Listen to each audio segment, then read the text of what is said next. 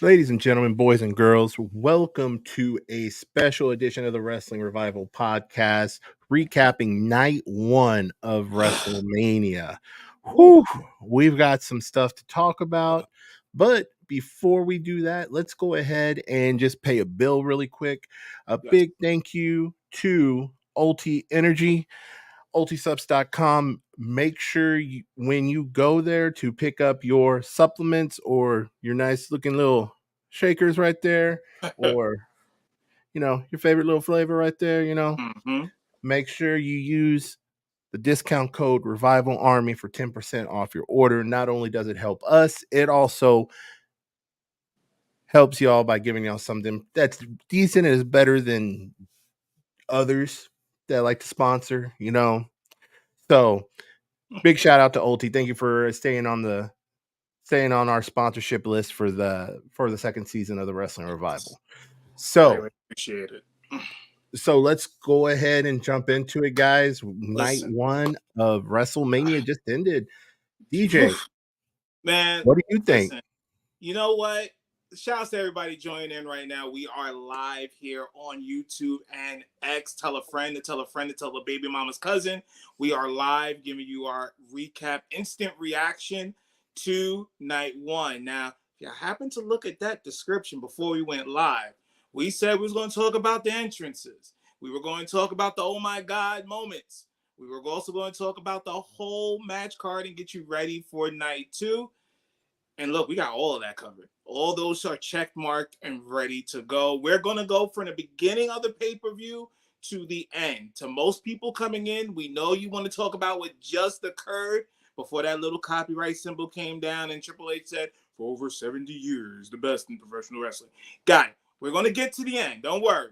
But just take you along for the ride. If you did not watch the pay-per-view, if you was watching the NCAA tournament, you was watching the Yankees win, you was watching the Astros lose, whatever you were doing, of course, it is what it is. We got you. That's what happened, Cyber. That's what happened.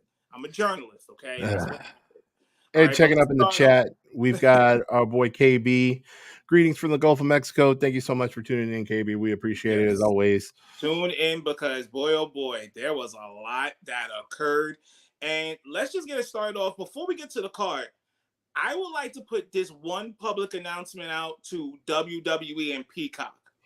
Now, I was watching the pre-show, as most of y'all were probably doing before the show officially started at 7 p.m. Eastern time. But hey, Peacock, WWE, I don't know who effed up, but can y'all not just switch automatically to Spanish programming for an event when you've been watching the entire preview and then go into Spanish? Why am I hearing the Spanish Meek Mill? Why? Peacock, we've got a couple other things to talk about when it comes to WWE and their little bit of plan in here. We're going to get into that here in just a little bit. We're going to get into that here in just a little bit. Yeah, but there was some suggestive going on. Yeah. So let's start with match one. Let's go and start with match one. We are looking at Rhea Ripley and Becky Lynch. Now, I'm going to go first on this one. I have to say it was exactly what we predicted in regards to how the match was going to go. Now, the graphics and the camera work on this match were completely different. Yes. Like Becky Lynch's entrance, her book was actually digitally there, and she literally walked through it. It looked like she was wearing a part of her book in her ring gear. Yes. So very clever. It was very cool. But then we started noticing, well, before we get to that, then Rhea Ripley came out. She actually came out. The band that actually sings her song was actually there to walk her down, which you get a grandioso entrance. We kind of know what's going to happen. And that's exactly what happened with Rhea Ripley. She got that big, huge entrance in. And once we got to the ring and they started preparing, introducing everybody and starting to show everybody in their corners, you kind of noticed something different about the camera work. It looked like it was closer. It didn't look like the normal camera they use. actually look like a 4K camera that they used Yes. on both Becky Lynch and Rhea Ripley. And even Samantha even looked different Yes. in the ring. I mean, it looked good. So big props to them for wanting to try something new. I like it. We're going to continue seeing this. We're probably going to see some more new stuff on night 2 and even going into the Raw after Mania. We're probably going to see some new stuff. So overall, the match was pretty good. I feel like that it had some pretty good back and forth. Ultimately, what happened in the match, back and forth, Rhea Ripley wanted to pulling one riptide. The second one she pulled, she actually did it into the turnbuckle. Did a third one, and 1, 2, 3, your winner, and still the women's world heavyweight champion, Rhea Ripley, which was no surprise whatsoever. So, DJ, what's your thoughts on this match? Good opening to the match. I figured this had to open since we know what the main event was going to be. And I think having them go on right before the main event would have been a little, I thought that would go to Gunther and Sami, which eventually it did. Like the entrance from both. I think Becky earned her entrance, of course, with the book. Good promotion. And, Rhea having hers. Like you said earlier, too. The graphics and the introductions in the match, top notch. Seems like it's something new that they're trying. Seems like that was the only one they did for during the night 1, which kind of surprised me. I thought they would do it for the IC title match and, of course, the main event, but that didn't happen. But in the end, we knew this. We said this on Wednesday night show. It was going to be Rhea Ripley winning. And I just talked to you about it earlier while we was watching WrestleMania together, Cyber. This could be a farewell performance of sorts for Becky Lynch, because as of right now, here it is a little bit before 11:30 p.m. Eastern here in New York. She has not re-signed with the WWE. So could this have been her swan song and maybe just taking some time off before re-signing and coming back? Who knows? But it is still Ripley's world, believe it or not. See what I did there? Yes, I did see what you did there. And to be honest, it wouldn't surprise me if she takes some time off before she resigns, because her daughter, Seth and their daughter has been on the road with them a Yeah, lot. a lot. So to be honest, it would make sense if both Seth and Becky are taking time off after Mania, especially if Seth winds up losing the world heavyweight title, regardless of which way it happens.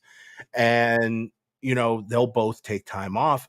Becky will eventually sign back with the WWE. She has so much respect for Triple H. She likes the direction that the company's going right now and how women are starting to be featured more in this, because look at how many women's matches we had tonight. Yes, a very big one too that we'll talk about later on as Yes. well. So, Yes. I think it was just a good match overall around. It was a good way to start the show. But I do have to say this. It was just probably maybe 7:10, 7:11 when this match really got started. And also, before we even do that, congratulations to Coco Jones on her rendition of the national anthem. Of course, y'all know Coco Jones is the R&B singer. But for you Peacock fans, the connection was there because she plays Hillary on the big show, which is called Bel Air. So congratulations to her as well. Women representing within the first 15 minutes of WrestleMania. Yeah, most definitely. KB here says, I could see Becky taking some time off to be a mom, maybe even have another kid. Yes, that is also the rumor that I've kind of heard as well, that she might be taking some time off so her and Seth could have another kid. So that is definitely a possibility. But I can tell you this, Becky is one of those female superstars that I don't see her going anywhere else. It's either going to be WWE or nothing. Nothing. I mean, I don't think she'll go somewhere else. It's just that there has not been ink put to a paper. Yeah. Pretty much. So that could mean a whole bunch of things, but I don't think she'll be leaving Stanford. I don't think that would happen. I don't think they'll have her on a press run as she was on this week for WrestleMania if that was the intention. Listen here, you don't go to the Breakfast Club if you're going to be leaving the WWE. It just doesn't happen. We wouldn't be doing that. No, she's too much of a representative for WWE. Even if she doesn't put ink pen to paper, if they ask her to do like an appearance every once in a while, not every month, like maybe every other month, she would still probably do it. Probably just to continue a So storyline of sorts, help out NXT and some of which she's already done. yeah, Stratton. So it's a good thing for both parties. Rhea continues her dominance. Time off, quite possibly for Becky. It's a win-win for everybody. yeah. Hell, who knows? So She might go on a book tour after this. Who knows? exactly, that could be the other thing that could be happening as well. All right, so moving on to the next match of the night. Oh my goodness, here we go. Oh, this shit show. This This was shit show here. you know what? Since DJ has so much to say about it, let's go ahead and turn over Oh to DJ. man. Let him go ahead and kind of give his thoughts on this. Listen, this was the six-pack challenge tag team ladder match for the Undisputed Tag Team Title Championships. This was for both, basically the Raw and SmackDown Tag Championships here. Of course, you had the champions, Judgment Day. Going from clockwise here, you had the New Day, of course, Xavier Woods, Kofi Kingston, Miz and R-Truth, Theory and Waller, Dunn and Bate. And DIY coming out looking like the Revenge of the Nerd version of the damn DX. Yeah, I said it. Don't even get me started with that. Bullshit right there. This is a classic attempt of trying to get a team over that couldn't jump over a hula hoop. Okay, it doesn't work. It just doesn't work. Johnny Gargano was trying to be Shawn Michaels. That's all I need to say right there about that. But as far as the match, yeah. Entrance wise, Judgment Day had the best entrance out of everybody in this match. But before I speak on that, Cyber, because we could both say on this, somebody back there fucked up with the timing of these entrances here, because I guess Miz and R-Truth didn't get the message of how long they're supposed to be, because that backed up everybody else's entrance, where you still had Bate and Dunn coming out to Miz and R-Truth. It was freaking like, come on, man. And it took like the third team or the fourth team to get it right. To finally get it right. Yeah. Yes. So that doesn't surprise me one bit. But Damian Priest coming out with the Statue of Liberty evil mask that he had going on there. And Finn Balor actually looking like a rapper out of Georgia, maybe a little future Metro Boomin with that mask he had on there. I mean, I guess we don't trust them. I don't know. But that was pretty much the big entrances of the night. But a lot of spots were here. An actual ladder actually buckled, and they were trying to get Damian Priest's attention during the match that the ladder actually buckled to prevent injury.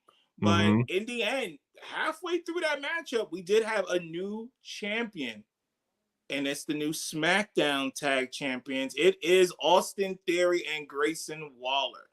And then in the end, what we all pretty much did not want on our end here, me and Cyber, the Miz and R-Truth are your Raw Tag Team Champions. That's right.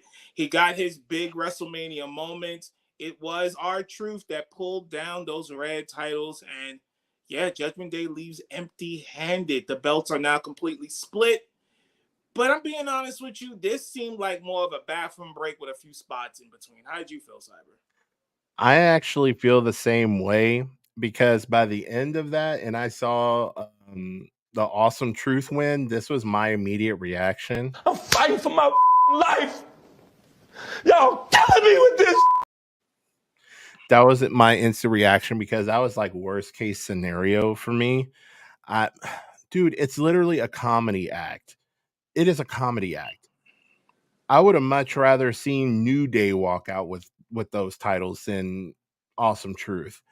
But overall, it was just a bathroom break with a couple spots in it. That's all it came down to. No, it definitely did. Going to the comments here really quick. We got KB again.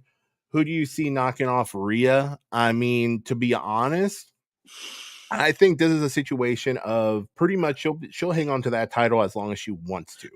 I'll even go a little bit further with it, make it a little pop culture funny on this late Saturday night. You ask KB who's going to knock off Rhea right now? Nobody. Nobody is beating Rhea right now. I think that's going to be a long run. I would be surprised if Rhea loses that belt before the end of the year. I think that's the run she's going on right now because I just can't see it. Maybe it's just not in motion yet storyline wise, but I would be personally shocked if before December 31st this year she loses that title to anyone on any roster, whether it be Raw, SmackDown, or still in NXT. I will be truly shocked. The only person I can think of, if they are trying to take the title off of her before the end of the year, it's going to come down to 2, maybe 3 people. And I think we're going to agree on one. Jade Cargill's 1. Okay, that's 1. Bianca Belair, 2. Mm-hmm. And number 3, I think we're going to go for the trifecta. Tiffany Stratton. Yeah. There we go. But the only thing that throws me off about saying Tiffany Stratton is just due to the fact she has nothing going on Mania weekend. That's what concerns me. We're going to speak on that when we get to the 6-man tag because remember I told you something happened, and I think that's the reason why Tiffany Stratton wasn't there. But we'll speak about that when we get to the women's 6-man tag of the night. But yes, that's what happened here. You have now a split finally of the tag titles. A lot of us were asking for a split of these titles for quite some time. But guess what? You get what you asked for because now The Miz and R-Truth are going to make comedy out of those Raw tag team titles. And we definitely They need to lose them quick. Real quick, like as in Monday. That quick. Yeah. So moving on to the next match, we have Rey Mysterio and Andrade versus Dominik Mysterio and Santos Escobar. Now, before we let people know who did not watch WrestleMania, WrestleMania had a lot of sponsors tonight. Oh boy, here we go. First major one of the night. Some of y'all can guess maybe what it was. No, it wasn't another appearance of Knuckles from Paramount Plus just on NXT earlier today. No. No, WWE thought really long and hard about which should sponsor this here. And you know what they sponsored it with? Basically the Spanish version of some Minute Maid juice. You want me to show them? Yeah, show them the picture. Show them the picture. All right, here we go. This is the picture we're looking at right here. Yes, look at the top Minute picture right Maid here. Agua Fresca. Are you kidding me? In a 6-man tag that has all Hispanic representation. Mm-hmm. Fresca. Mm-hmm.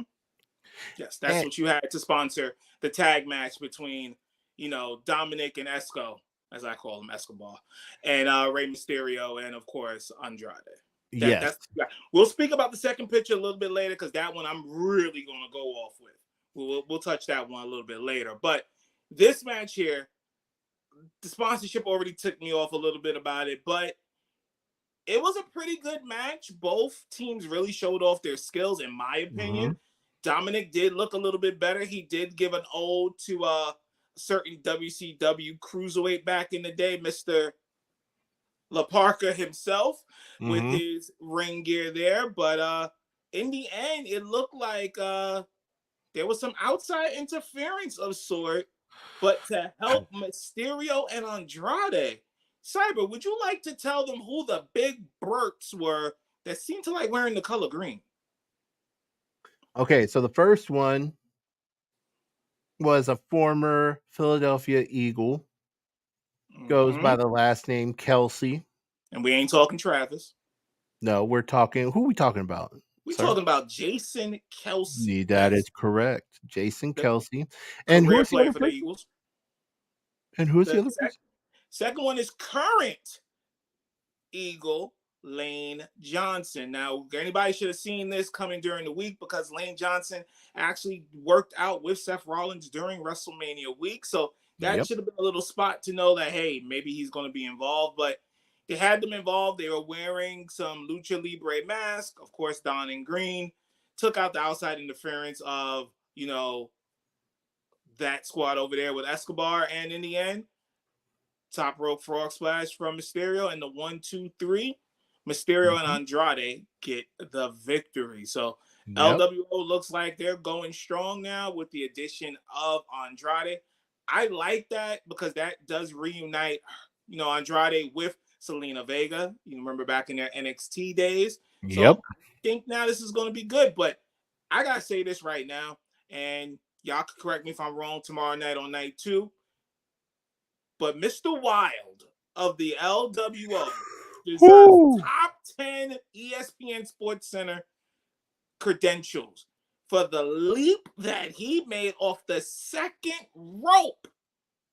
Yes, that's it right there up there top. This man can fly. If this was 2K24, his aerial range is 1,000. Because look how high he got here for this spot. He is inhuman for this jump. He is inhuman.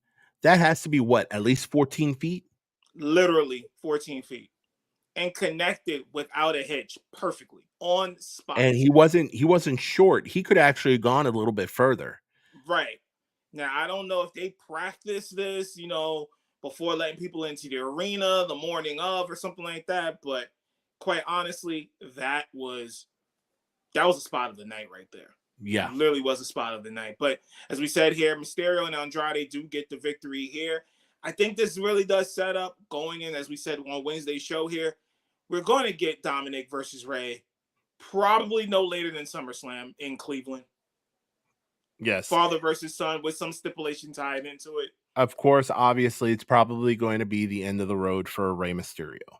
Yes. It's probably going to be his retirement match. And what better way, especially if you're a parent, what better way would that for that to happen than to put over your own child? So would be perfect. Yeah, exactly. So moving on to the next match here. Oh, man. Yeet versus no Yeet. I'm telling you, this was sponsored by All Gangs. Okay? If it ain't blue, it No, ain't true. no. Suit Wolf, you banging. No, it was sponsored by Dude Wipes. Dude Wipes. No, he's not really even trying to make a joke, y'all. If y'all did not watch WrestleMania, this was another sponsored match, and it was sponsored by Dude Wipes. You can use your imagination on what it's for. But yeah, unofficially, it was the Bloods versus the Crips because Jimmy Uso definitely came out looking like he was the game back in his G Unit days with all that red on. And then Jey Uso, with the help of Weezy F Baby, please say the baby, coming out to a Millie Uso. So, had the makers of a big match here. Cyber, we saw this here. The kicks that were given by Jey Uso to Jimmy was that I remember when you took my car back in like 8th grade and just kicked them all into holy hell. Like they were talking stuff back when they were kids with these kicks here. It was that I can tell you this right now, guys. It looked like it started as a work, not as a work, but it started as a storyline. But it got to the point to where you almost felt like they were letting their frustrations out on each other. Yes. Like, especially Jay, those kicks he was giving, they were not soft. They were very stiff. And no joke, it actually looked like he legitimately like rocked Jimmy multiple times. And don't even get me started on the vignette they did before the match. Classic. That should go down as one of the better ones they put out in a while. Started with them saying, "I am my brother's keeper." When they were tagging together, when they very first started in WWE, then all the Bloodline stuff happened, and then it cut away and started showing them turning on each other. And then at the end, they both are back to back and they say, "I am not my brother's keeper."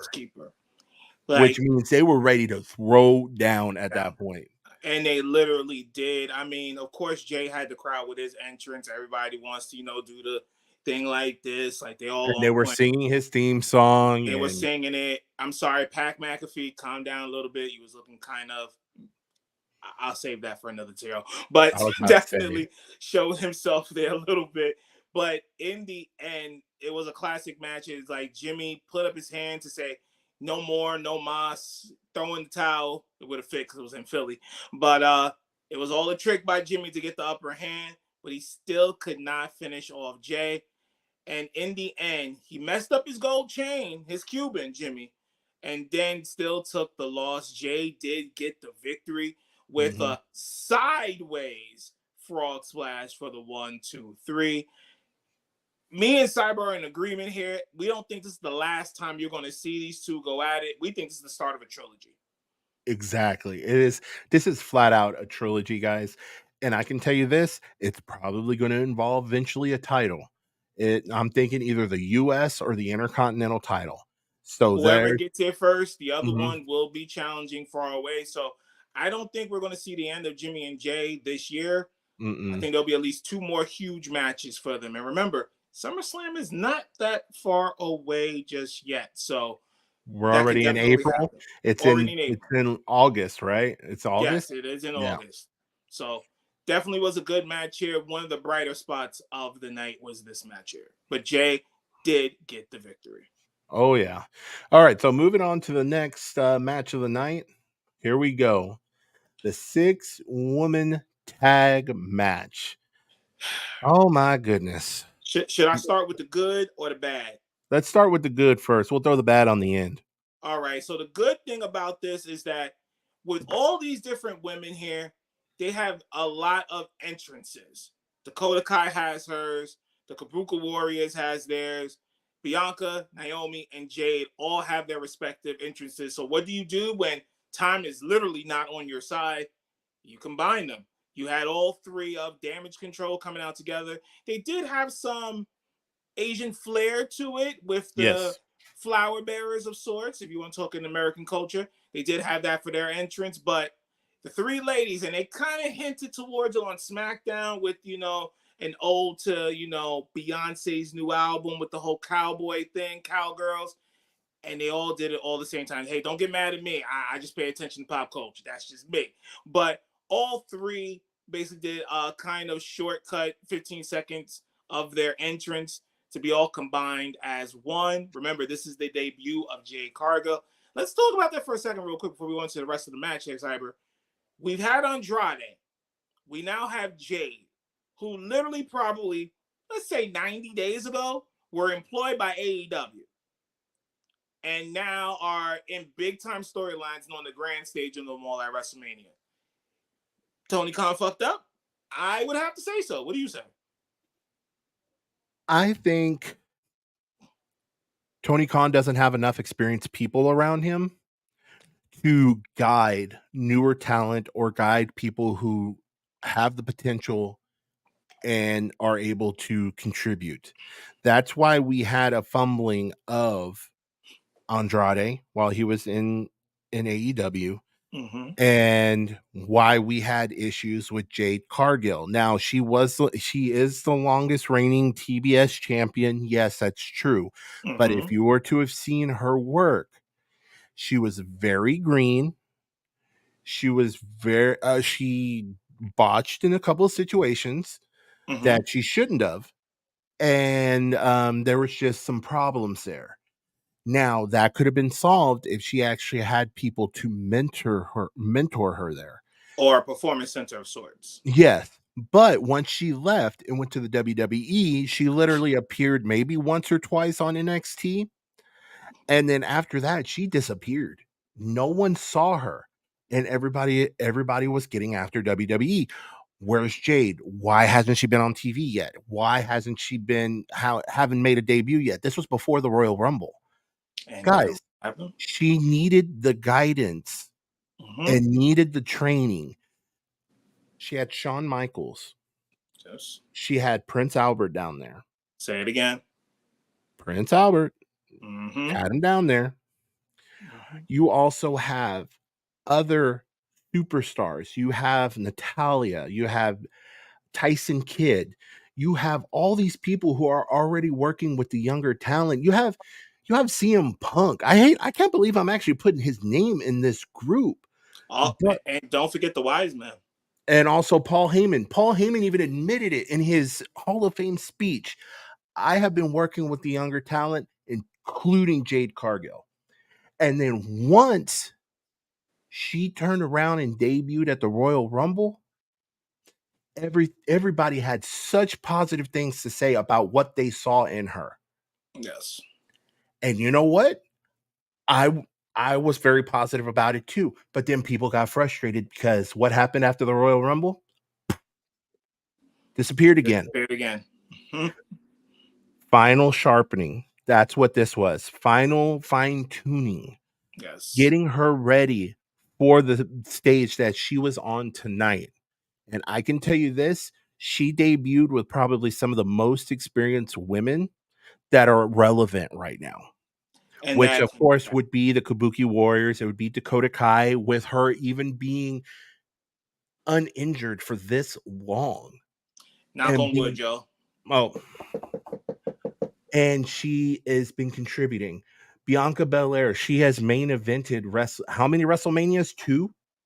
Yeah, 2. She's been there. And then Naomi, former knockout champion, prior to returning to WWE, and having the experience of all those women and then making your debut with them. That was probably the safest debut she could have had outside of the Royal Rumble. And I just got to tell y'all, just to give you how the match went, she showcased exactly how powerful she can be, not only during this match, but for this entire division. Look the hell out. The more experience she gets in that performance center and now being a part of the main roster, the sky is up for her. This is what she's going to do. And she gave a performance unlike no other, where you had Damage Control, Kabuki Warriors, Dakota Kai literally stopping mid-run because of her sheer power. And that ending, how she just caught Dakota Kai and flipped it into her finisher with the walk around the ring with it. Yeah, she's ready. She is And definitely that ready. is because she was with experienced wrestlers who knew how to set her up to look good. She is going to do very big things, I think, with the WWE. Yes. She said in an interview, you were the one who told me this, DJ, that she doesn't have time for a younger company to realize what her potential is. Yes, She's already 30. She's 31. She's 31. She knows she does not have much time to compete. So she wants to be competitive now. That is the reason why she made the jump to WWE, is because she wants to make an impact like this, and she wants to be in that women's world championship picture now. And Looking at chat really quick, KB, by next year's WrestleMania, do you see Jade in a title match? Yes. Absolutely. Yes. Absolutely. There's 2 ways that I see it happening. 1, she wins the Royal Rumble. Or 2, she wins the Money in the Bank contract. Yes. And 1 of 2 ways. I honestly think, Cyber, it's probably the Royal Rumble. But I wouldn't have her run the gauntlet like Rhea did. No. Not running the gauntlet, but probably 25 to 30 as being her entrant into it and winning, and then going on and taking a world title. Hey, remember we just said a couple of minutes ago, for everybody just tuning in now, of course, you're listening to us, DJ Notorious, Cyber Yeti, here with the WrestleMania recap of night 1. We said earlier in the show, Rhea Ripley, who could beat her right now, and I did give the Keith Sweat reference. Nobody. That person, see how I hit it? I hit the octopus. Yeah, you got it. I got it. Okay. But we did say nobody right now. That nobody could probably be Jade Cargill. I can see a run where Rhea is just running through people, but that last one she has to run through is Jade Cargill, and that would be it right there. So if I had to pick one person right now, it would be Jade Cargill. Now, let's go ahead and touch on the bad. And hang on. I'm about to give it to you. Hold on. Let's go ahead and look at the bad here real quick. You know what? I'll even take the banner. I'll even take the border away there real quick. Okay. So as we was telling y'all earlier, for people who just walked in, there was a lot of sponsors during matches here at WrestleMania Night 1. Now, the first one, of course, was, the Minute Maid Frescas for, the Mysterio tag match there. Okay, right. But the sheer who in marketing thought of this bright idea needs to be reprimanded. Maybe a week off or something unpaid. Because why during the 6-woman tag match was the sponsor Wingstop? Why? Why? And before y'all say, oh, DJ, you're overreacting and everything like that, I got some news for y'all about tomorrow's match too. Okay? I got something for y'all. So if y'all think, oh, DJ, you're just being a little bit too sensitive, watch the shit I tell y'all in about 15 other minutes, okay? This right here, Wingstop, the sponsor of this match, where it's 3 black women, yeah, I'm sorry. Somebody didn't think that one through. Somebody needs sensitivity training or something, because that was not cool in my eyes at all. I'm sorry. And let me go ahead and drop the bomb on them about tomorrow's, because they started talking about the matches for tomorrow night. The match, the Philadelphia Street Fight match, that's going to have Final Testament versus the Street Profits and Lashley. Mm-hmm. The sponsor for that one, I can't even keep a straight face. Tell them who the damn sponsor is. Gin and Juice. Gin and Juice. Yeah, that same Gin and Juice that was made famous in the 90s by Snoop Dogg. Rolling down the street. Gin and motherfucking juice. You can't make this shit up, guys. I don't know who in the hell came up with the marketing for this. I'm sorry, man. That's just crazy to me. But let me look at the chat right here. KB does say, sounds like Jade killed it tonight. Proud of her. She definitely did. She didn't do most of the match. Most of the match was handled by Bianca and Naomi. But when she did was get a her hot tag and she wrecked. She let loose, destroyed pretty much damage control there. So congrats to her. She really did have a good night. Definitely did not fall. And KB again. Wait, what now? Yes, I kid you not. We already have Frescas for what they want to call the Spanish match. Then you have Wingstop for the 6-woman tag with 3 prominent black women. And tomorrow night for night 2, and probably might be in between or maybe the match before the main event, that Philadelphia Street Fight is sponsored by Gin and motherfucking Juice. Can't make this up for y'all. Cannot make this up. This is what's going on with the WWE and WrestleMania. Somebody better pull that real quick and do a switch, because it's not cool. It really isn't. And to be honest, I really do think it's in poor taste. Hold on, we got KB here again. So we rolling down the street tomorrow night. You know the rest. Yeah, dude. You know what? I will pull that shit out just for that match tomorrow night. Yeah, I mean, with my Minute Maid and everything. You know what's gonna happen? The only thing that could put a cherry on top of that, if they have Snoop Dogg come out and do a song for it, damn match. Do Gin and Juice. That would be the only thing left. The only thing left. But yeah, marketing for Peacock and WWE, I don't know, guys. Man, y'all did terrible on that match. That was bad. Anyway, moving on to the next match of the night. Okay. Just a heads up right now. This match is officially the what the fuck of the night. No. Say it louder for the bitches in the back. What the fuck? This is officially the what the fuck moment of the night. Mm-hmm. What the fuck, indeed. Okay, I'm going to start the dribbling, then I'm going to pass you the ball and you pass it back. Okay. So, the match starts backstage as you don't see the champion. You see Sami Zayn in the back by the entrance for cars coming into Lincoln Financial Field, as Eagles fans have seen countless Sundays in the NFL. You see Sami, you see his wife, you see his little son.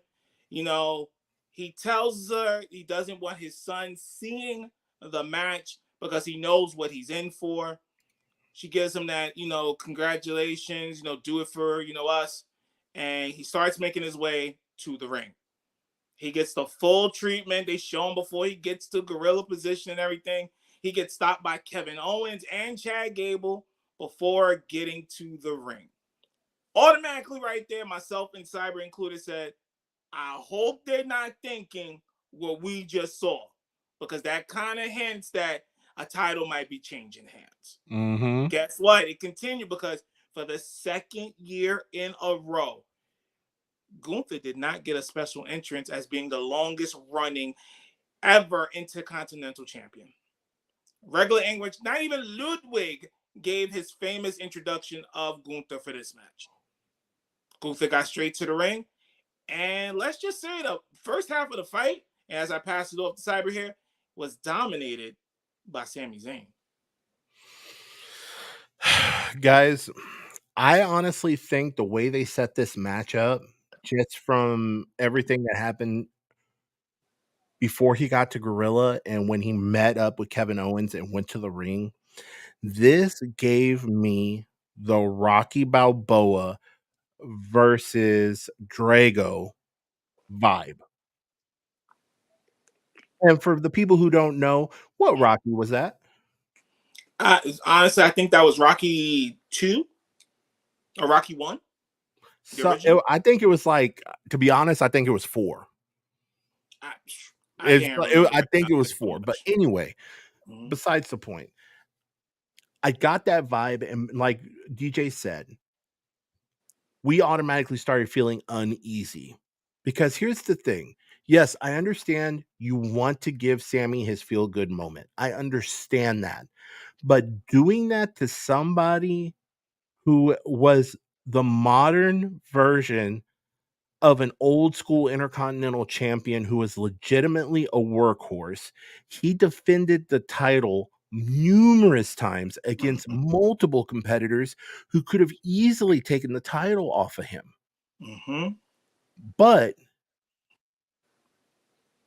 you take someone that's an underdog like Sami Zayn. Like, I understand people were cheering for him. As soon as the match ended, I saw so many people so excited on X talking about, oh my God, Sami did it. He beat Gunther. He took the title. Yay, good job, blah, blah, blah. No, I feel like that was very inappropriate. The two people that come to my mind that should have beaten him, Jey Uso. Yep. And then Sami Zayn's trainer, Chad Gable. Yes. And remember, there was a lot of people mad that Chad was not involved in this match. Those are the two people I legitimately feel like that should have beaten Gunther and not Sami. Don't get me wrong. They do have a history. Gunther and Sami have a history, like going back to the Indies when Sami was El Generico. Yes, I know if you didn't know who El Generico was, who El Generico was. Yes, Sami Zayn was El Generico, and back when he was Walter, they had multiple matches with each other. I understand having that and trying to work off of that here, but they were built completely different in WWE. Gunther was extremely dominant. How many days did he have holding close to 700 days now? Close to 700 days. That is the most time that anybody in this current, I'll even say this current generation, that has held the Intercontinental title for that many days. And you just take somebody that you're building up as an underdog to beat him. I'm sorry, it's my what the fuck moment of the night. It definitely was. If y'all haven't figured it out yet, of course, Sami Zayn is the new Intercontinental Champion. Towards the second half of the match, Gunther was then taking apart Sami, just really showing off his dominance and sheer power. He even was gloating towards the matchup.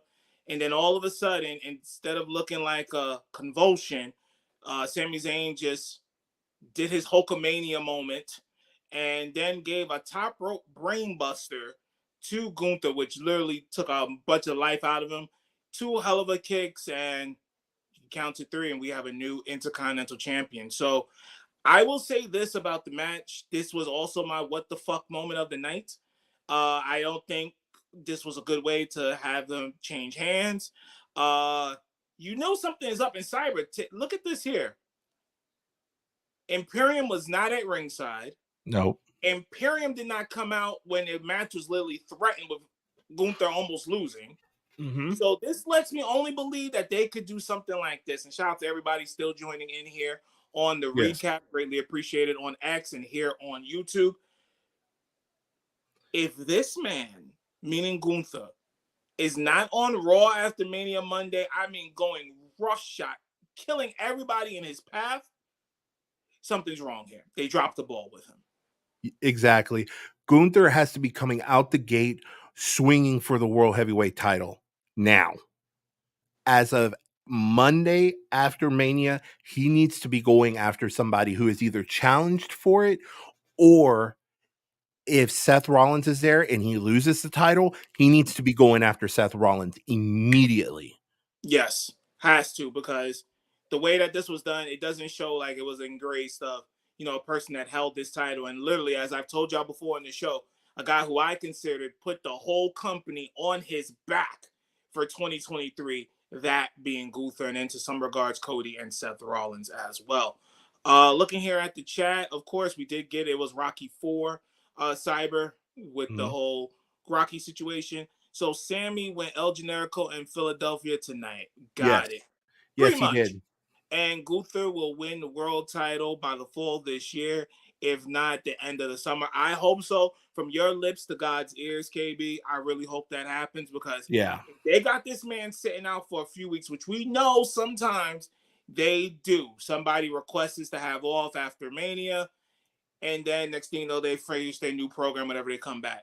This better not happen with Gunther. He needs to be on straight rabid beast mode. Anybody, I'm talking about people in the back are fair game. Announcers are fair game. Everybody is under Gunther rule starting Monday. So, like, he is ruling with an iron fist, literally, to get after that World Heavyweight title. So definitely. I definitely hope that does happen. Now we would have to wait and see like how the World Heavyweight Championship and Undisputed Championship matches pan out before we can determine where Gunther is going to land and everything, because we also know Senor Money in the Bank is still walking around with that briefcase. And I think we'll find out more about that, or at least get some sniff of it tomorrow night. Night 2 of Mania. So then now, we had this match here, which means there's only one more left to talk about, and that is what they consider the all-time tag team match in WrestleMania history. Of course, the Bloodline with Roman Reigns and the final boss, The Rock, versus Cody and Seth Rollins. Now, if we're going to talk about entrances, we got to talk about these two right here. Cody Rhodes, of course, his typical entrance, but Seth Rollins, known as the Drip God himself, he had on an outfit that would make Macho Man Randy Savage jealous from the heavens above. I'm trying to search for it really quick. I'm trying to find it. I mean, we're talking gold, we're talking purple, we're talking sequence. This man did it all in his entrance himself. But what would you expect from Mr. Seth Rollins? He had the mischief boots back in New York early last year. So it was just something to behold. Now, when you think of all of those entrances, I want to see from everybody in the chat, between Seth Rollins, Cody Rhodes, the final boss, The Rock, and Roman Reigns, your tribal chief, how long do you think all those entrances took in total? Would you say over or under 12 minutes? Now, of course, me and Cyber know the answer, and anybody watching might have an idea, but I'm going to give you a second to figure that out. Now, you would be correct if you said the over, because all those entrances literally took about 16 minutes. Now, let me show y'all exactly how Seth Rollins looked tonight. It was this one. Yes. Dude, Macho Man is so jealous. He is like, damn, I wish I had that kind of drip when I was wrestling. Oh yeah, Seth Oh Rollins yeah. had the whole golden purple sequence. Oh yeah, I wish I had it with Elizabeth. All that stuff. But Oh yeah. he definitely killed it with his entrance. The Rock had his personal entrance as well, where some people are calling him Dwayne Grail. Oh, hold on. He actually I'm quick on the search right now, so I'm trying to whole fire going with his Brahma Bull look. Continue with the Rock video game promo as the final boss. If you guys pay attention to our TikTok, we showed y'all that video yesterday. But he was wearing bell bottoms too, y'all. Remember, talking about bell bottoms and stuff. Yeah, talking about Seth's bell bottoms. Well, he was rocking them too as his entrance into the ring. But let's just talk about the match, man, because this match, I'm telling you, to this point, me and Cyber had WrestleMania Night 1 at a 7 out of 10 going into the main event. Mm-hmm. I would say afterwards, putting everything in whole, I give it a 7.8. I can't give it the 8. I just can't do it. There was too many things that was kind of meh. The Raw Truth and Miz thing kind of pulls it down a little bit. And then certain marketing things that were going on during matches, can't do it. And then, of course, the Gunther mishap. But this match gave you everything. The Rock and his abuse of power was definitely on full display. Especially when it came to the referees, his power, you could see he was completely abusing it. And of course, if you were paying attention as well, you saw The Rock carrying the title that Muhammad Ali's wife gave to him last night at the Hall of Fame. And what we're talking about The Rock being Gangrel with his entrance, Mm-hmm. I'm going to show y'all exactly what I mean by that.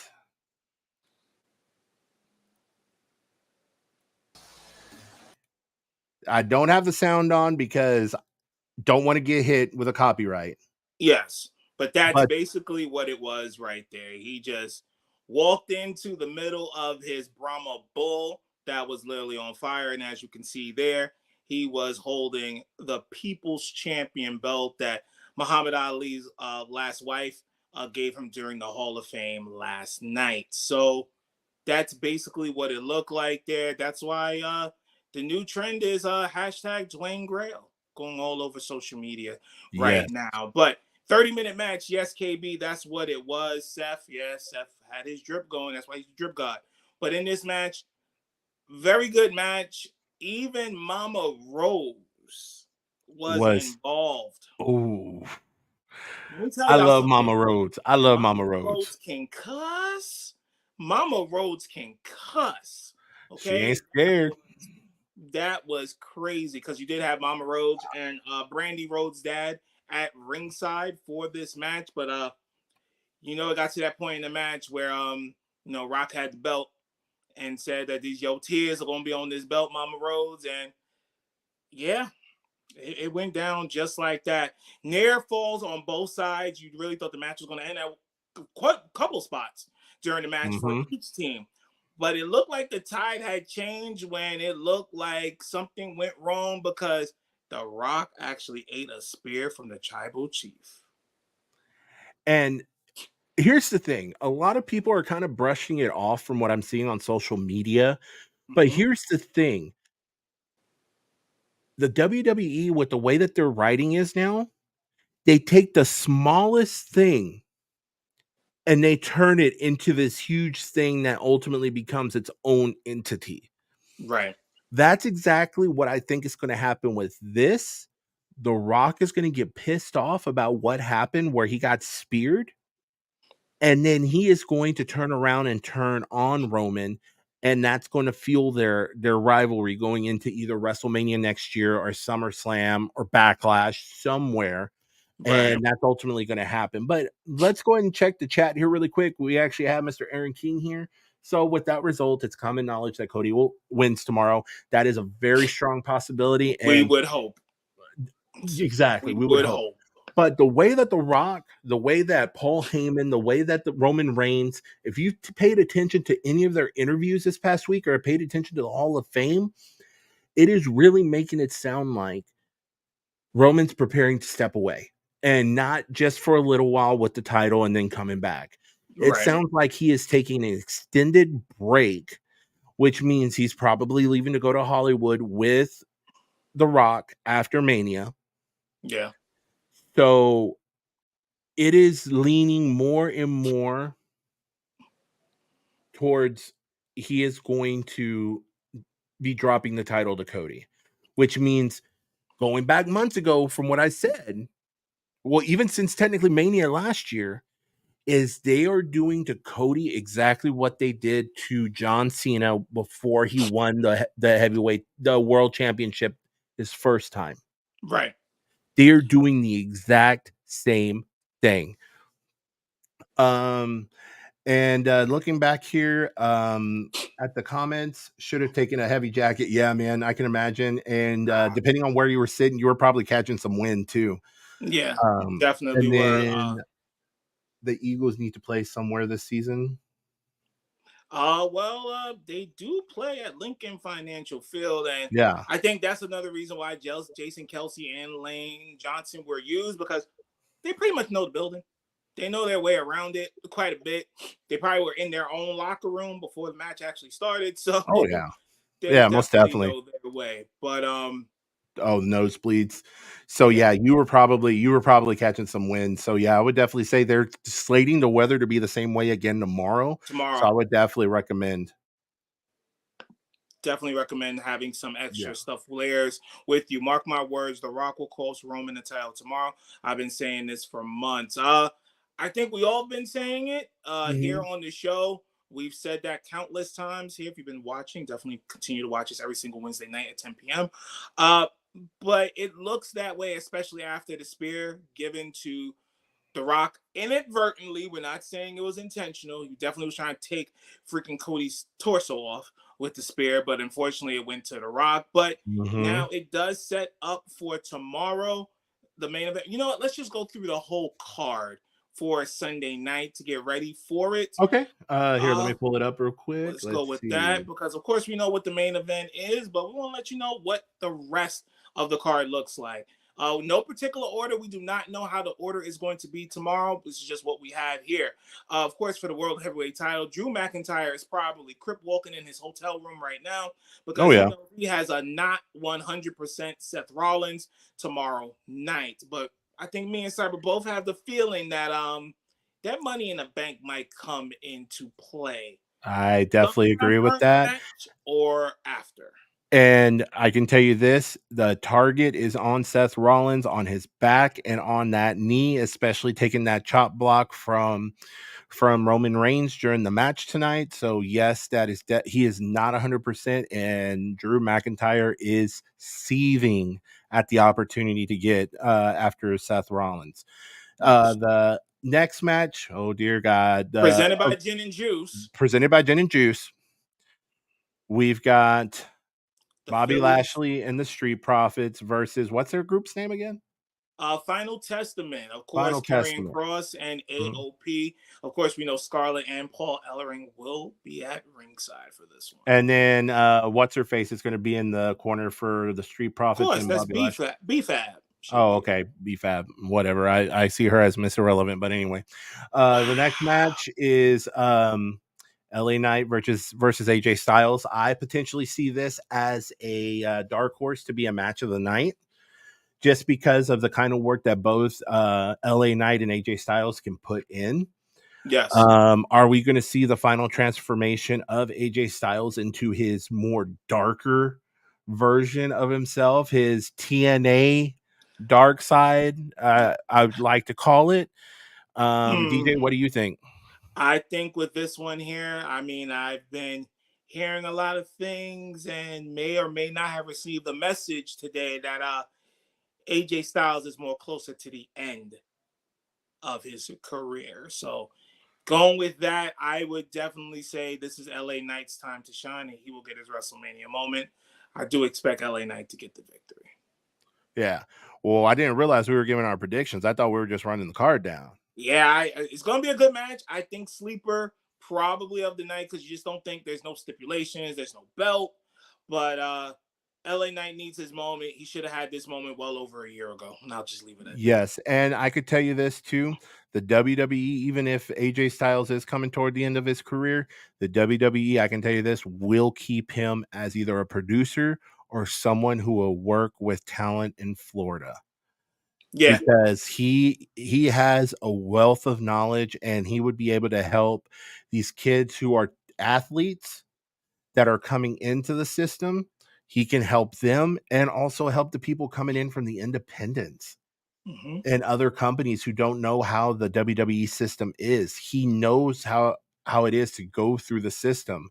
So he will definitely have a lot of knowledge to share with these kids. So I definitely see him having a career with the WWE post wrestling. So if he's coming to the end of his career, he'll definitely have a job with them. Definitely. The This next match one, here. Whew. Hey, I said it on Wednesday's show, and I'm standing by my statement. I'm going to double down on it. 10 toes down on the ground here. United States Championship match, triple threat, Randy Orton, Kevin Owens, and Logan Paul.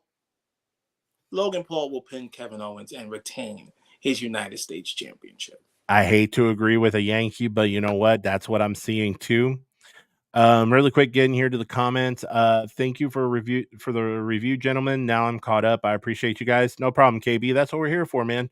We're here to give our reviews and also give you kind of a sneak peek of what's going to be happening tomorrow night as well. Yes. So that's kind of both of our predictions for that night. I still think that Randy Orton still has enough to go. I think we'll see him in a larger match after Mania. So we'll definitely have to wait and see. Oh dear Lord, our favorite clear white boy. Wow. Appears, yo. It's your friendly neighborhood yogurt. You know what? I'm not going to Oh, and you see, Yeti roll. you see, as soon as Peter comes in, he starts having problems over here. Jeez, Yeti roll. I mean, it is what it is. We're just here tonight reviewing WrestleMania Night 1. If you missed it, we're not just giving a recap or a look forward to what we'll be seeing less than 24 hours from now with Night 2. We both have Logan beating the competition and retaining his title. Moving now to the WWE Women's Championship, Io Sky versus Bayley. I think this match, if they really want to do it this way, this might be the second match of the night or even open just to get people going crazy after, all the fireworks go off and things like that. I think it's safe to say that we're going with the lady that starts with a B. Mm-hmm. Safe to say that. Bayley is kind of in a good place right now because Damage Control pretty much kicked her out. She got jumped out like before she made her decision after the Royal Rumble. She has kind of gone her own path. She's kind of a tweener right now between babyface and heel. And to be honest, I think this is a good spot for her to be in right now. She doesn't need to be a full heel, but yet she doesn't need to be a full babyface. She does have the support of the WWE universe with her right now. Right. So I definitely see this potentially being another match of the night, a potential dark horse. But I can tell you this, there is no way in God's green earth that Io Sky is going to walk out of WrestleMania with that title. If she does, it will be a shock to everybody, and it might honestly be the what the fuck moment. Yes. Night Going to the commentary really quick, KB, WWE will never let AJ go anywhere. AJ doesn't want to go anywhere. He's already said that. Even on his Twitch streams, he said that. Yeah. He does not want to go anywhere. Peter is also here saying night 1 was dope. Really happy that Sami won. Viva la Montreal. I wish Gunther screamed at the ref in German, laugh out loud. I mean, you might be in the minority with quite other few people all around social media with Sami winning because Gunther basically got a raw deal here on this one. But go Peter, ahead, Seth. your speaking privileges have already been revoked, and you haven't even been in here 20 minutes. I swear, you're trying to go for a record right now. Jeez. I mean, Unacceptable. we understand there are Sami fans out there, and we have not taken away from what El Generico has done in its past or in NXT or coming up to the main roster. We just kind of feel he's getting this 1 year too late. He should have got this during his big high that he was on in 2023, not taken away from pretty much a record I don't see ever being broken again by Gunther being the longest running Intercontinental Champion that it was. Now, it all makes sense, once again, if Gunther goes batshit crazy starting Monday night with Imperium. That would be the only way I would agree with this turnout here in night one. Exactly. So, well, the matches we have there, of course, after Bayley and Io Sky for that WWE Women's Championship, we have the main event. We have on one side the Tribal Chief. He's been champion since Moses parted the Red Sea. And then you have Cody Rhodes going up against them for the second year in a row. I've said it on Wednesday's show. If you want to look back at it, definitely do. In all past other episodes, if Roman Reigns wins this, I'm telling you, Philadelphia's going to riot. They're going to tear that stadium apart. They're going to tear it apart. It's not going to take an earthquake to do it this time. They will break it down themselves. We all hope here, myself and Cyber, that Cody Rhodes finally finishes his story and beats Roman Reigns here. But I think we are in agreement. I think The Rock didn't personally like getting that spear that he caught tonight, albeit inadvertently. And when push comes to shove, we're going to have Solo interfere. We're going to have The Rock interfere. We might have a cousin we never heard of interfere. Who knows? Rikishi might interfere. But in the end, I still see it as Cody defies all the odds possible and becomes the new undisputed WWE Universal Champion. And Roman Reigns gets a well-deserved vacation with his family. And we have our favorite clear boy over here. How do you guys feel about the Bloodline rules? I'm pretty excited. Well, I can tell you this much. At the beginning, it's going to kind of work in Roman Reigns' favor. But just like we said tonight, Roman Reigns did spear The Rock when he was trying to hit Cody. And I can tell you this, the WWE, since, Paul Levesque has taken over, they have taken small details and made them complete storylines. Exactly. So The Rock is going to remember him eating that spear. And I think that is going to be the fuel that's going to turn around and cost Roman Reigns the title. And this is going to start their feud leading into a match either at SummerSlam or else it's going to drag all the way to WrestleMania next year. And they do have those two options. I think the latter might be the bigger option. Because remember, they did that, when Brock Lesnar showed up the night after Mania and just assassinated John Cena. So I think they might do the same thing with that. And let's check out more here.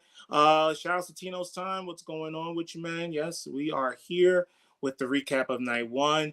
Peter also says again, would you yell at the mic, weird beard?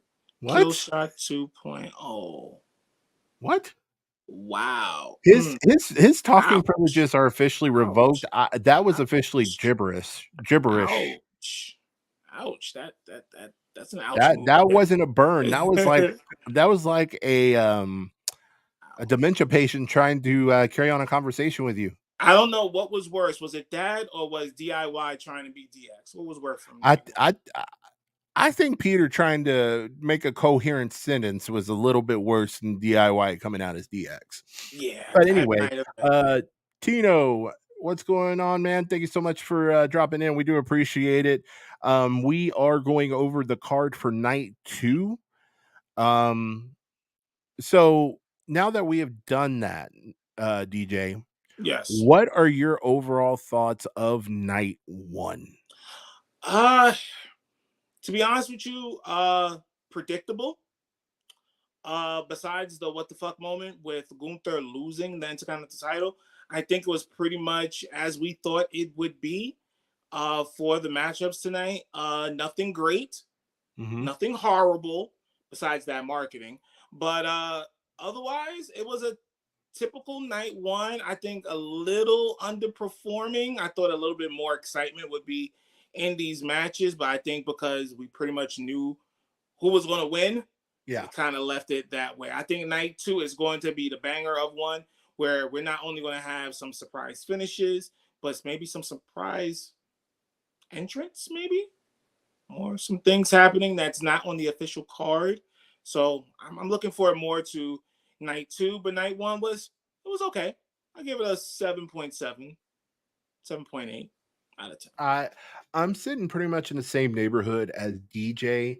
I would say we're looking at about a 7.7 for me, because obviously because of the what the fuck moment of Sami beating Gunther. I honestly think that someone else who could that there should have been someone else that was a little bit stronger to beat him instead of Sami. Not taking away from how good of a wrestler he is or his past he has with Gunther. I just feel like that kind of diminished him a little bit. That's why we're saying that come Monday he has to roll out and destroy everybody to show that he's ready for the world heavyweight title, which we know he's ready, but he needs to kind of make it known that that's what he wants to get. So I would definitely say that. Yes, we do agree. The main event was actually better than what we were expecting based off of the prior matches we saw. Right. It was much better. It really needed that to keep it at its score that we do have it as. But yeah, I think we're going to see some good things coming out of Sunday. I think that sleeper match will be LA Knight and AJ Styles. There's been some good promo leading up to that. And night two, we just know there's going to be something. If there hasn't been that many surprises from night one, that means most of the surprises are there from night two. Also, shout out to the celebrities that were there. Of course, you had Drewski, social media fame. You did have Wale. I mean, what's Philly without Wale at this point? And we did have, once again, Weezy F Baby, please say the baby, coming out with Jey Uso. And then, of course, and I'm mad at y'all, WWE, okay? I'm mad at y'all because you had Wale there. You put his time plate up there. You put Drewski. He was there sitting next to the founder of Fanatics. We understand that Fanatics is a Philly thing out there in Philadelphia. So another big thing for the Michael Rubin. Shout out to you. But y'all don't know who 2 Chainz is? Y'all don't know who 2 Chainz is? They ain't shit for that one. I even know who 2 Chainz is. I even know who 2 Chainz is. And that's saying a lot for Cyber to know who 2 Chainz is now. Because this motherfucker still don't know who Doja Cat is. But another story for another day. But here we go again. God, between you and my wife, I swear to God, man. Listen, how do you walk around America and you don't know about Paint the Town Red? I'm sorry. How you not know that? It looks like Jimmy Uso was painted red tonight from his match. Listen, Subu, if you banging, I mean that's what he was doing. But dude, Jay, this is a message we both have for Jimmy Uso, and we're in agreement here from a Yankee and an Astro. Y'all know DJ Notorious, I love my chains, okay? I love them. But even I know I'm not wearing a very, very, very heavy Cuban during a wrestling match and get blood all over it. That's going to be a nice big check he's going to have to carve out to get that clean. Well, he's got that 6-figure check he's going to get for being on Mania, so he's going to have to cut off like a little percentage of it to get that cleaned, because it's going to cost him at least $200 to get that. At least $200 for that. So yeah, let explain that one to Naomi when you get into the back tonight. That you and one other thing, this is my final thought about night one. And WWE, this is just for you. This is just for you. I'm gonna give myself the full screen here for a moment. WWE.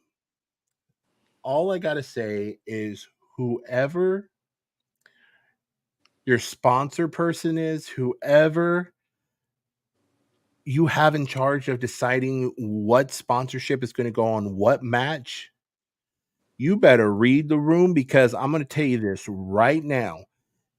This happening the way it did, all I got to say is y'all ain't shit.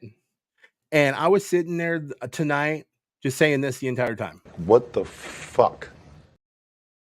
Because No, I'm sorry, Cyber. This is what I feel when I see this on the screen. I'm so sick of these people. You know, oh. And then by the time we got to them announcing about the matches for tomorrow night and they got to the Philly street fight, I was at this. I'm fighting for my life. Y'all killing me with this.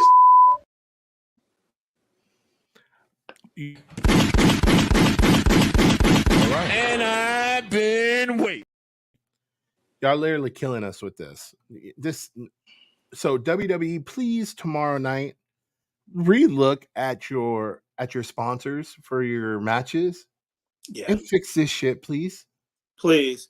Like, you know what? I'll take a progressive performance flow. I'll take a couple of those. Just switch this around here. You can't have gin and juice with the only people you have there. That's a African American descent there. That's not good. What did y'all thought? Because wait, you know what? I figured why they did it. This is what they did. You know, Street Profits come out with what? Cups. Red cups, right? So they're figuring them red cups got some gin and juice in it. So you're trying to say that the Street Profits be fighting under the influence. That's what you're trying to say? It's not gin and juice. I think it's more lean than anything, but we're not going to get into that because then that's a whole nother styrofoam and that's the double cup, and we ain't in Atlanta, so no, we ain't gonna talk about that. Well, you know, it could be either or, but that's besides the point. Don't put the sponsorship on there like that. Gin and juice. What are you doing, WWE? Do better. Yeah, just that and definitely fire your sponsor person, whoever assigned the sponsorships to the matches. Yeah, or at least give them take a look at that before the head tomorrow morning. Switch that real quickly, or else have Selena Vega chase him around with a chancla and see what happens. That too. That too. All right, guys. So that is going to wrap it up for us tonight. That was night 1 of WrestleMania. We will be back tomorrow night for night 2 for our recap of night 2. Are we going to be celebrating? Are we going to be saying finally Cody finished his story? Or are we going to be talking about a certain Senor Money in the Bank cashing in his contract and becoming the new World Heavyweight Champion? I think we're going to be talking about all of that. So make sure you pay attention to our social media. Yes, we are on Instagram, X, and TikTok. Instagram, of course, is the Wrestling Revival Podcast. On X, it is TWRP_official. And for you TikTokers, TWRP_official_ is where you can find us. All exclusive content on all the different platforms. So make sure you're following not only this on social media, but here on YouTube, because we have a show every single Wednesday night, 10 p.m. Eastern, right here on YouTube and X, where we go over everything that's going on in professional wrestling. So make this now your one-stop shop for everything, starting with tomorrow with night 2 recap of the grandest stage of them all, WrestleMania 40. DJ Notorious and Cyber Yeti. We do this for y'all, man. We do it strictly for y'all. Yes. So again, guys, thank you so much for tuning in. We do appreciate it. We will see you tomorrow night for the WrestleMania Night 2 recap. And as always, we appreciate you. We'll see you tomorrow. And WWE, do better. Please do.